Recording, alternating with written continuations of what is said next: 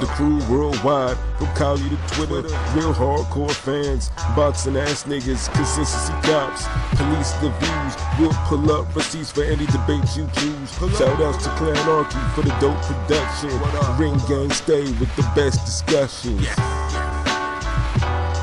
Ring Gang Radio. That particular segment, we have possibly the most anticipated fight for most of us this week. And it's happening early. It's happening on a Thursday. Ooh. You know, it's as I mentioned before, it's the World Boxing Super Series final for Bantamweight. Monster Inoue, you know, who holds the IBF and one of the regular WBA title. Ugh, I hate saying that. He will be facing in the finals, you know, the legendary and future Hall of Famer Nonito Donaire, the Filipino Flash. Filipino Flash. Who holds the legit WBA Bantamweight title. Highly anticipated. Yes.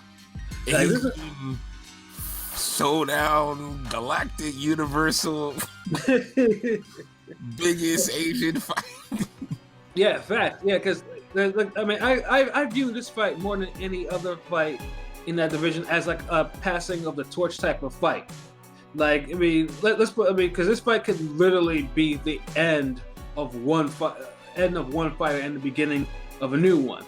Or the end of the new one and the continuation of the elevation of the old one. Like it's that dangerous. Yeah, and looks like both men are. I mean, they both have incredible power. Power is just unbelievable for both men, and they still have it. So it's like pretty much anyone who gets caught, it's a wrap.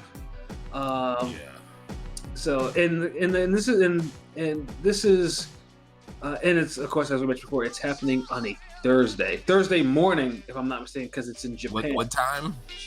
I don't even know. I'm thinking it might be like 7 in the morning, some shit like that. Because all the Japanese cards I've ever watched, both on the Zone and ESPN Plus, have been mad early. You know what I'm saying? Yeah, I remember the Jamie McDonald and Monster moved up and battered him. Yeah, that was early random time. Like motherfuckers were calling that fight a dive. Fuck out of here. His boxing eyes ain't wake up yet. That's the only thing that's fucked up about the early fights, because some of y'all boxing eyes don't fully wake up yet. Yeah, or y'all miss shit and then y'all get on the message boards and talk cash shit. This shit starts at 5 a.m. Like not the main event, but like the whole fucking card starts at 5 a.m. Wow, I literally like go to sleep at 5 sometimes. Damn, well sometimes I wake up at 5 because I don't be sleeping too long. I go to sleep, but I don't sleep too long. Shit. When y'all niggas be texting me at the board, I'm like, what the fuck? I sent the podcast. Like, yeah, I got you, nigga. Oh man, but I honestly, I can't wait for this fight. Like, they two of my favorite fighters.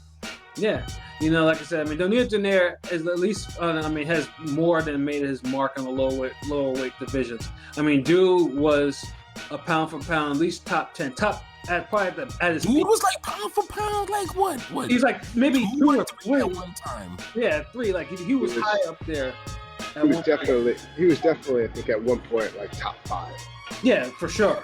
Yeah, he was top 5, but then one point he was like lingering around 3 or 2. Like, I'm trying to think. It had to be during the run he had when I think he fought 4 times that year. The 2011 or 12. Possibly. Yeah, because I think he ended it with Jorge Arce. Yeah, that was a brutal ass knockout. Yeah. Yeah, you know, Donaire was. It was too quick, man. We couldn't enjoy Merchant and Kellerman on the same telecast. Facts. You know. Then Rigo came through and crushed the building. Yeah, Rigo pretty much. I'd say Rigo was the beginning of the drop from his pound for pound. I don't think he ever was really pound for pound after that fight because he got. Nah, because then he was struggle for pound. Yeah. And the thing is, with Donaire leading up, I don't want to say it was all Regan Diao that kind of threw Donaire off. Donaire kind of did it himself too. Like, a lot of people don't like to talk about it, but during that time, he wasn't training and taking the Regan Diao fight seriously. Like, he was damn fuck, they said he was working out in the hotels, the hotel rooms and shit. Like, he wasn't like you could tell in his body and everything, the way he looked in the Regan Diao fight, he had no type of pep in his step. His body wasn't ripped like that, or wasn't tight like it's supposed to be. Like, I mean, it probably because he was probably getting, because like I say, because he had fought like 4 times in a year, which for a top pound for pound fighter is a rarity. And he tested clean too, so yeah, exactly. That's the thing, but that's the thing. They still compare how he looked in that fight to how he looked the previous year when he was on a roll and, you know, doing his thing. It wasn't, to me, it didn't look like the best Donaire fought the best Regan Diao. Like, I felt like we saw average Donaire fight the best Regan Diao, but, you know, you can't make excuses because that's on Donaire. Right, exactly.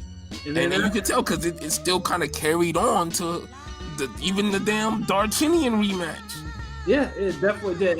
But then, to his credit, though, he was able to actually win the featherweight title. You know, I mean, although I think it was a quote-unquote escape, but he won the fight.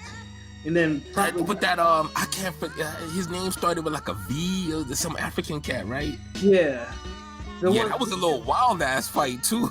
Yeah, because that was the one that ended Chris John's reign, and I was like, thank God. Yeah. You know what I'm saying?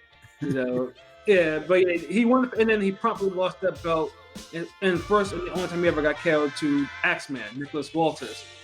And then after that, he kind of was on a roll, you know. And who? This is Nicholas Walters. No, we're not gonna do the who, P. You stop it. You know, we're not gonna do that who shit. He a more difficult opponent than 2019 Amir Khan. Is that the guy that quit against Lomachenko? Sounds familiar. Yeah. But at least he kicked enough ass to get the Lomachenko fight. Right. A lot of these guys right now ain't kicking enough ass to get big fights. They just, you know, hanging around waiting for a big fight. So I'd rather a dude earn his big fight, lose, and disappear than a motherfucker just, you know, he falls into a big fight, lose, and disappear. Right. And that was, I mean, pretty much Donaire after that, like, he was pretty much in very low-level fights. I mean, occasionally he'd surface. I mean, he lost to Jesse Magdaleno and Carl Frampton fights. I just, you know. Now, okay, the Magdalena fight. Well, he lost. I thought he won that shit. Nigga, I thought he lost that fight. I'm sorry. Yeah, that fight, that could have been a draw. It was a close fucking fight. Like, he landed the harder, better shots to me. Fuck all that. I had it a draw. I could definitely see that a draw. It was more of a draw than fucking Magdalena winning that shit. Like, yeah, fuck all that. And the Carl Frampton fight, that's when I think Donaire started kind of looking like he was turning the corner as far as getting more in shape, looking better. Like, you can even see some of the Magdalena fight, but the Frampton, even though he lost clearly with Frampton, that's when I seen. I was like, okay, like Donaire trying to really come back. Right, and that's what he did. I mean, he went from featherweight all the way down to bantamweight. I mean, weight he hadn't been at in quite some time, and entered the World Boxing Super Series. Because I mean, which was a hell of a decision to make, considering like how much mileage he had on him, knowing that the bantamweight he was going to be facing some prime bantams in that division. Yeah. And then not this bullshit where dudes is, you know, falling into big fights again. Right. Randomly, you know, random select mode. Donaire went for the smoke. He didn't wait for it in another room. Right, and he surprised me, but I mean, granted, he won the belt because Ryan Burnett's back went out, but even before that, he was giving Burnett the business. I was like, oh shit, you know, that's a good little scrap, you know. And then Burnett, that's the one he just retired, right? Yeah, he just retired because of the injuries. He had trouble, like, he had trouble recovering, and but even then, like, the back injury aside, like, you know, Donaire was looking like almost vintage in that fight. Yeah, like everything was coming together in that fight. Right. And then he would follow it up with, unfortunately, he was scheduled to face Zolani Tete in the semifinals or whatever, but Tete pulled out like literally like a day before with a bad shoulder, so he knocked out an alternate in brutal fashion. Which and the alternate gave a good account of himself, seeing the levels that he was faced against, but Donaire did what he was supposed to do. Exactly. And here we are now against Monster Inoue, who has just been electric in this damn tournament. I mean, obviously the Piano, which is probably, I wouldn't be surprised if it's probably the KO of the year. Was it? Yeah, it wasn't this year, right? Nah, that was last year. This year was the Emmanuel Rodriguez destruction. Yeah. I mean, Piano was a ridiculous one punch, and then Emmanuel Rodriguez, who was undefeated, had never been knocked down to my knowledge, or and never mind KO'd, was destroyed. And that one had a backstory because Rodriguez put his hands on his father, in which LB mentioned, in the wrap up. In the wrap up, got the clip. Yeah. That's why you don't touch people's family members and they trainers, man. Y'all trainers, y'all keep your fucking hands to yourself, man. Yeah, Rodriguez did not do it, and Rodriguez got the business brutally. Yeah, and this in the way Monster did it was dope, because he fought his normal fight, but it's like he kind of calmed down his aura and let his opponent feel comfortable getting off. Right. And letting punches go. Because if you notice in that first round, Inoue got hit more than you're used to seeing him. Like, right. I haven't seen him get hit that much, maybe 4, 5, 6 fights ago. Like, so he reacted well though. Oh, of course, because that's the thing. That's what I'm saying. He was baiting him. Like, he was literally letting him open up and get the shot. But this thing, Monster was countering with him. But he was just a little step behind, allow him to do it to get the confidence. So once dude started really committing to opening up, boom, Monster got him, hurt him, left hook, dropped his ass immediately. Exactly, yeah. So it's just boom. Like, people look at this shit, like, a lot of people don't understand boxing. People think that if you get off a few punches, the guy is fucking literally like, oh man, he's garbage. I know Golovkin made the whole, well, I let him hit me a little bit so I could, I could get my shots off. People really, took that as some dumbed down shit, but fighters actually do that. That shit works sometimes. Right. Now, sometimes people use it as an excuse, but if a guy does that and he ends up brutally knocking a guy out, I can't really find a fault with it unless he's taking some hellacious punches. Right. And then, no, Willie Monroe Jr. did not hit Golovkin with hellacious punches. Not at all. So, I'm just saying, the man would spend his last bit of, like, the best part of his last final parts of his career in that moment. Like, that was his moment right there, and that's it. So, to bring it back to Monster and Rodriguez, once Monster hurt him the first time, it was it. And usually when Donaire hurts you the first time, that's it.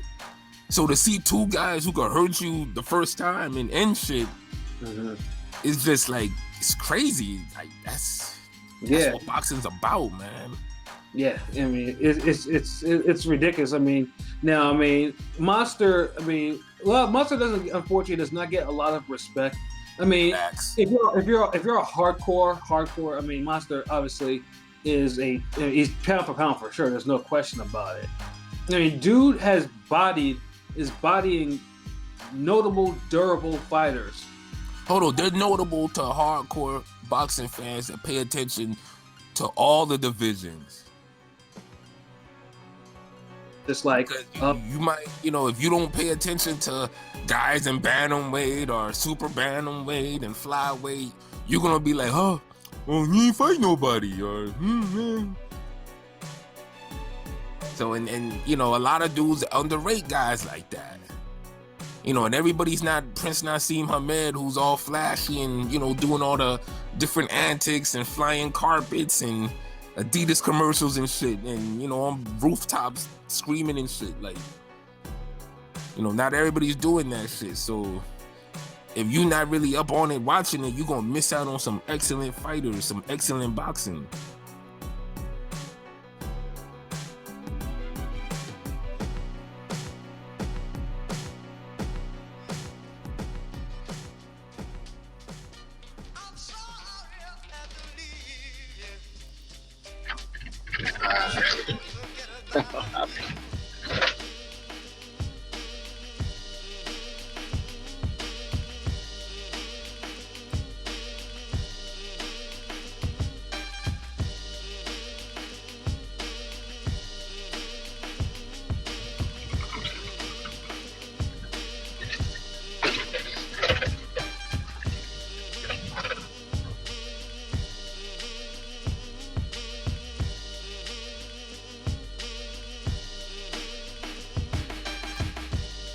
Can you guys hear me? Yeah. Yes, sir. Oh, yeah, I don't know. Sorry about that. My internet kind of went like cuckoo for a hot minute. You caught a monster hook to your connection. Oh shit! Yeah. They already fighting. Yeah. They know you like to start doing them scorecards early. Well, not for Monster. Monster, there's no need for a scorecards. You know, this nigga doesn't go the distance like that. Yeah, that's only a Danny Garcia. We're not seeing a Danny Garcia. Let's not start this conversation with that Dillard. You know, we're talking about Monster and Inoue and Donaire. So yes, Monster does not get a whole lot of respect, and he should, because like I said, I mean, and I know me and LB were having a conversation offline about this, and he mentioned before, yeah, if Monster was doing this at 130 to 160 or whatever, this motherfucker would be praised to the high heavens. Yeah. Yeah. And people want to argue like he's not, you know, a pound for pound elite fighter. Like, even if you don't want to give him number one, he definitely he could be number 2, 3, or 4. Yeah, you know, he is that high up, and like I said, he stopped durable. He's stopping notable durable fighters. Like, not just like he's not toying like Canelo. He's not doing no Canelo shit. This motherfucker is laying them out. He's brutalizing these cats. Because that's the thing. It's like this is my thing. Like, everybody always has an agenda for what they're trying to argue, instead of trying to use their same argument or agenda for a full general purpose type of thing. Like, people will say, oh man, you know, they gotta have terrific skill, they gotta pass the eye test, blah, blah, blah. Monster has tremendous skill, passes the eye test. Right. Okay. He has to dominate fighters. He can't struggle to the finish line like Canelo does in every other fight. You know, he has to dominate people who are in their prime or durable. He has to do something different from the other people. He has to make a distinction. Monster does that. He bodies people. Oh, he's not bodying them like Wilder, flailing and, you know, doing random, you know, just bailing himself out with one punch.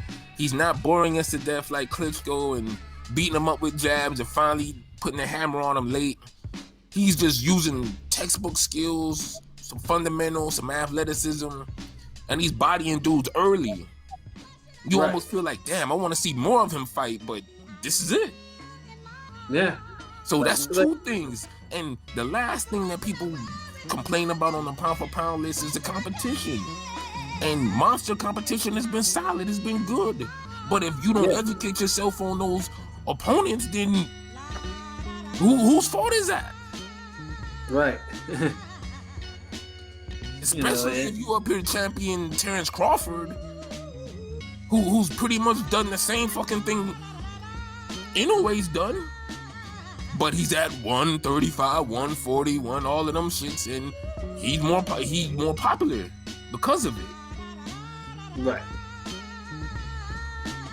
Although, although like the Crawford, I am a fan of both, so, you know. Yeah, I love both. I was gonna say, I'm not gonna shit on Crawford. I'm not shitting on Crawford, but this is the thing. I'm just being consistent with it. You can't look if you're gonna say Crawford deserves to be pound for pound number one, then you can't act all crazy when someone says Monster deserves it. Yeah, they both. I don't either. I don't get crazy over that. I don't see what's the reason to get crazy over that, except that they don't People know get it. crazy over people even get crazy if you have Lomachenko above Crawford. Yeah, that might be pushing it. But I mean, who is Crawford? Look, if by the end of this week, Monster will have fought somebody that's been much better than anybody Crawford's fought. That's also facts. And when I look at Lomachenko's record and his resume, he's fought guys that are a lot better than Terrence Crawford fought. Who has Terrence Crawford fought on the level of Gary Russell Jr.?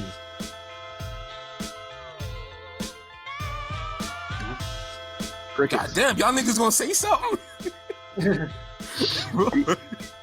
Everybody was like, damn, like. You might as well just make that a rhetorical question. No, but I'm just saying, look, I don't want to say this, but I'm gonna just put it out there because I see the trend. I see what it is. When you look at pound for pound lists and you look at it objectively and you grade people on the eye test, resume, and dominance, when you look at that list, you don't see a lot of black fighters on a pound for pound list that meet that criteria. Terrence Crawford is the only one who comes close to it. So I notice a lot of black media sites, a lot of black boxing fans, they really go hard behind it and they really, put everything behind it. But if you do that, that's cool. There's no problem with that. But you can't be mad if someone else does the same thing when it's the same level of accomplishments. Because when you look at a pound for pound list, how many black boxers you see on that shit that really deserve to be on there? And I'm talking about from number 5 on up. Really? How many? Really, like I think Crawford might just be the only one. Exactly. When have we come to the point in boxing where only one black fighter is on the deserves to be on a pound for pound list? Top 5. And it's it is what it is, bro. I'm just saying it, and I feel like dudes is really arguing and fighting hard because of that.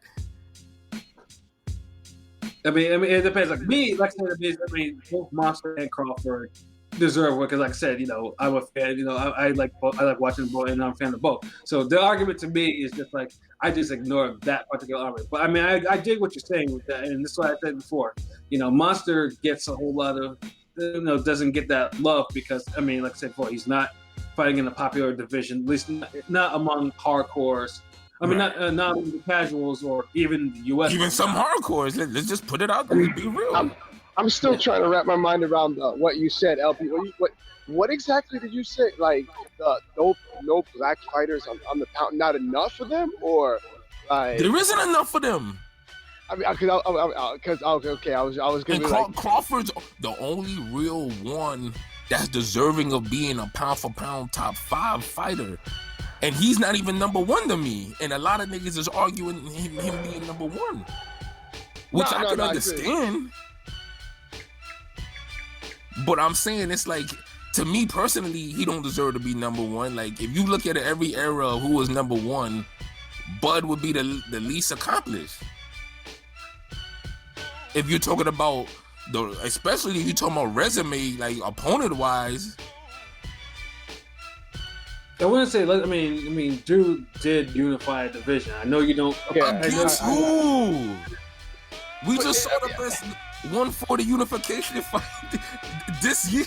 He was there at the wrong time, but that's not his fault. God damn! You can't be in the wrong division every time.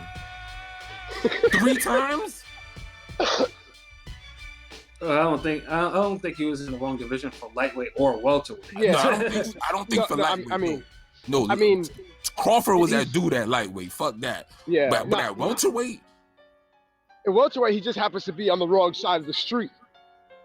I don't know about all that. As they like to say, I'm not gonna be one of those stoop kid, get off the stoop ass niggas, but that's all I'm saying. It's like if we gonna hype up Crawford, then we got hype on Monster too. At least I know I will. I'm gonna just keep it 100. Like, shit, if Monster was a KO Donaire this week, he easily pound for pound number one. Fuck that. Cause who else in the top 5 pound for pound has had a better year? On some opponents that I don't know. Okay, I'm gonna have a struggle fight, and I'm gonna have a struggle unification fight at middleweight. That's no hype, no buzz, and some bullshit. And I'm gonna cherry pick the most vulnerable light heavyweight champion. Okay, technically you might give it to him, but I'm gonna take a knockout over Rodriguez and Donaire as the best 2 knockouts of the year if that happened. No, I would definitely take Monster over Canelo in this instance, and I like Canelo, so I'm not even gonna shit on him. But definitely, but you know a bunch. See, you know a bunch of people would disagree with us though. Yeah, no, I get it. It's just like I said, like Monster doesn't like he has the name, he has a strong resume. It's just he doesn't have the sizzle to go along with his steak. You know what I'm saying? Like, whereas unfortunately, the steak be done too quick, man. That shit get flash fried. Like, what are you gonna say, Pat? And then that's where Donaire comes in. Because Donaire obviously is a name that American audiences know. So this is where and respect, because we all knew American too. Yeah. Y'all ain't letting that shit go. I'm fucking sorry. Y'all niggas can get mad at that shit. You can't be pound for pound number 1 fighting Amir Khan on fucking pay-per-view in 2019. Fuck all that. I'm keeping it 100, nigga. Y'all know I shot on. I was sitting on the Lomachenko crawler fight too, so it ain't no. Everybody gets that shit. What's wrong, LB? Huh? There's an LB and his Crawford. That's the. I mean, I mean, I don't want to say anybody has really separated themselves, but I mean, it's just a matter of like, because for pound list, I always look at it like, who the fuck is gonna outlast each other at the top? Because really, that's what it fucking comes down to. Fucking who outlasts? Or who would win in a fight if everybody was the same size? Yeah. Monster's biting everybody top 5 pound for pound. I don't see nobody beating him if they the same size. Right. So, like I said, I mean, this will be like the Donaire fight will pretty much, like I said, it'll either be, as we mentioned before, it'll either be the end of an era and the beginning of a new one for Monster, or Donaire will probably solidify another pound for pound spot and really solidify his Hall of Fame credentials with knocking out Monster. So I think Monster will probably knock Donaire out, because I think Donaire, although still powerful, probably has lost a step a little bit. Like, I want to see if what exactly Donaire still has left in him, because you never he might be one of those guys that every time you count him out. I didn't think he beat Burnett, and then bam, like, okay, fuck, the Filipino flash of old came back for a little bit. So, I mean, Donaire been hanging in there. Like, he's looked in the last year or so. He's looked his best in a while. Like, that's what I'm saying. It's something different about him. It's like he's one of those. I just want a good fight. I'm too much of a fan of either guy. I don't want to see no one get hurt. I want a clear victory. Somebody's gonna get hurt. No, I mean like seriously hurt, nigga. This boxing. I mean.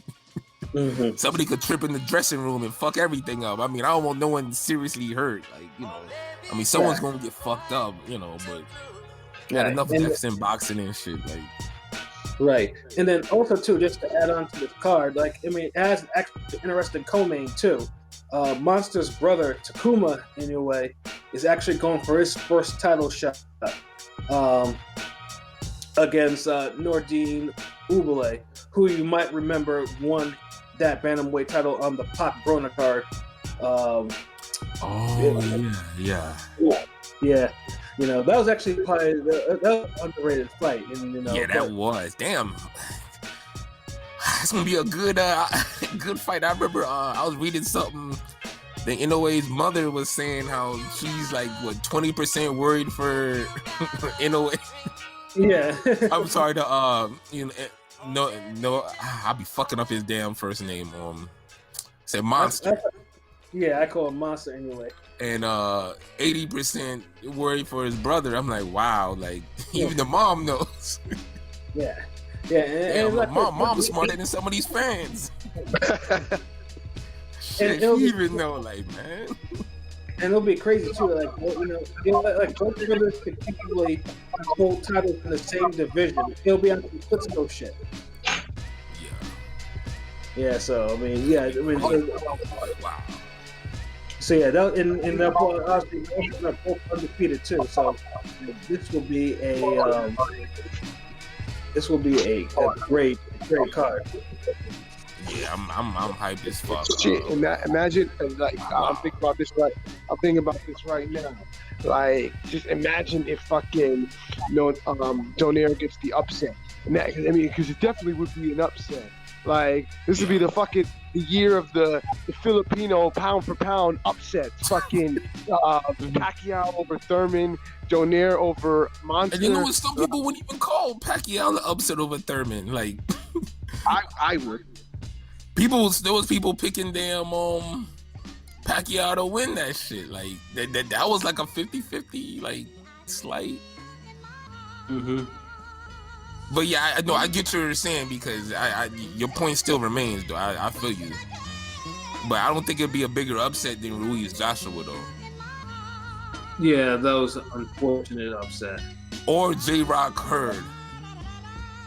Well, the J-Rock Hurd. You know what? J-Rock Hurd is a bigger upset. I'm sorry. Like, yeah. What the fuck am I doing? I mean, because Donaire got too many weapons, man. Like he could legit like Monster ain't gonna be baiting Donaire. He ain't gonna pull that damn Rodriguez shit. Yeah, you have to be careful. Nah, Donaire physically strong too. Like, damn, this is a good fucking fight. Like. Yeah, we definitely can't wait. So yeah, for our listeners, like I said, it is coming up Thursday at 5 a.m. or somewhere around there. It'll be mad early. Do I really want to fucking wake up like it? I'll set my stuck at 7 o'clock to watch boxing. My boxing eyes, my regular eyes won't even be ready for fucking at 7 o'clock in the morning. God damn. My boxing eyes always ready. Cause you don't know when you might have to box. I'm just saying, man. you know. Yeah, boxing no, eyes but real talk, that will probably be the fight of the whole week. It was the first one. All right, so hold on, whoa. Final predictions on it then? We all Monster was in there. Monster, yep. Monster by KO. Monster by KO. Yeah, Monster by decision. Donaire's gonna have a thrilling fight with the Inoue. I feel like you just said that just to fucking play contrarian. Yeah, right. You know what I'm saying? But you know what? I'm gonna say Monster 8-round knockout. Okay. At least you understand it's probably gonna be a knockout. No, this is the thing. Donaire is tough as fuck. I almost want to say this fight goes to the distance because if you see you remember the type of punches Donaire took from Rigondeaux, and Rigondeaux could crack, and he hits like sharp punches, like he gets his knuckle in there, he really connects. He didn't really hurt Donaire until like I think the last round. Yeah, but it's I mean, how?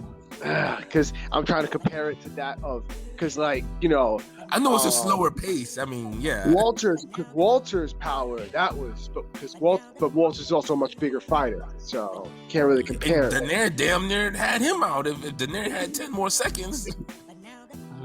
Because it was one of those rounds, Donaire hurt him bad, so exactly. it's just crazy. So it's one of those fights, like, I'm leaning toward Monster, but like 70-30. If it goes the distance, I won't be surprised. And if Donaire wins, I won't be surprised. Because he's battling adversity. I'll be slightly surprised, but nah, Donaire's that dude, man. Like, even him coming back in the second Darchinian fight kind of showed me, like, yeah, this dude, he'll hang in there, man. Like, his toughness underrated. Facts. Can't count him out, and I love these passing of the torch fights where, you know, everybody's dangerous.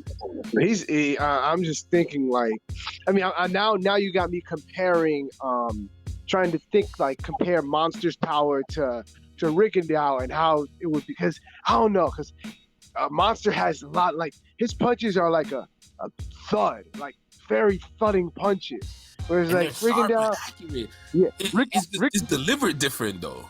I don't, but like to me, I feel like Rigondeaux has more, like it's a different power. Like he has more snap than thud. Like if you get what I'm saying. Yeah, but you're also kind of coming into Rigondeaux shots. Like Monster's going to you, and if you come to him, it's even worse than you going into Rigondeaux. As Rodriguez. So it's crazy. Like I think their power could be comparable, but they're two different. They deliver their power differently. Like Rigondeaux, he never pressed Donaire. Right. So when you had that type of offense, you can kind of let a guy breathe a little, get back in, kind of suck it up. Unless you really crack him hard, which he did at the end, that's when you seen Donaire really hurt. But then you had 12 rounds of that shit. Mm-hmm. So with Monster, it's like it's steady, economical. It's pumping the jab, and he stepped to you, boom, boom. Right. Yeah. No wasted motion, no wasted punches. Absolutely. Yeah, it's like a Joe Louis. Mm-hmm. Yeah, so definitely, like this will be a great fight. I'll be disappointed if it's not a great fight or even a good fight. Wow, dude, like I don't know how that would happen, but this year's been crazy, so I'm ready for anything. But if Donaire and Monster don't be a good fight, bruh, then someone clearly angered the boxing gods. Yeah, clearly. Oh man, but like I said, don't miss it, and